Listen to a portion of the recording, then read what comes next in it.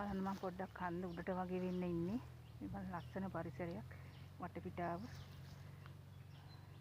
අපි යන්නේ පළතුරු සොයාගෙන යන ගමන්. තව චූටි දුරයි යන්න තියෙන්නේ.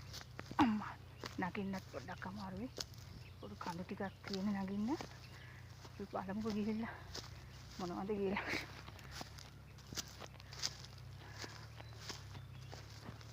ගිහිල්ලා පළතුරු බලන්න එපා මොකද්ද කියලා නේද? දැන් බලන්න.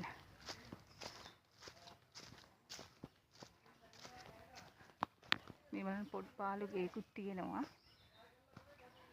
මෙන්න මේක තමයි මම ඔන්න ආව ගහ යටට දැන්. ඔන්න තියෙනවා. ඔය තියෙන්නේ ලොකු උසට පේන්නේ ගහ තමයි. බලන්න. මේ දැන් බිමත් වැහලා තියෙනවා. අපි බලමු බිමත් වැහලා තියෙනවා මේ. බිමත් වැහලා තියෙනවා පරණ වෙලා. බිමත් තියෙනවා. ඔන්න දැන් මම පෙන්වන්න හදන්නේ ඔයාලට මොනවද කියලා මේ. බලමු. මේක තමයි පළතුර.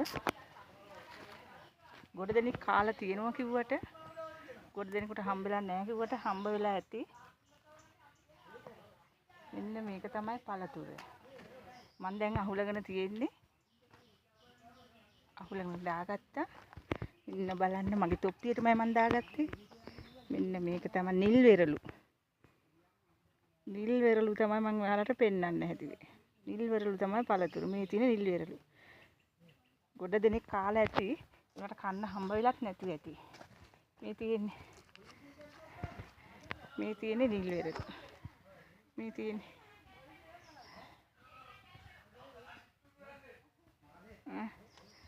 හොඳට තියෙනවා. කාලා බලමු ගෙඩියක්. රසත් බලන්න එපේ.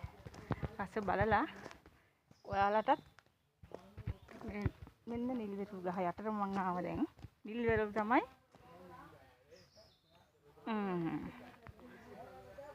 රසම රසයි. වෙරළු වගේම නෝ අපි ගාව තියෙනනේ වෙරළු. ඒ වෙරළු වගේම නිල් වෙරළු.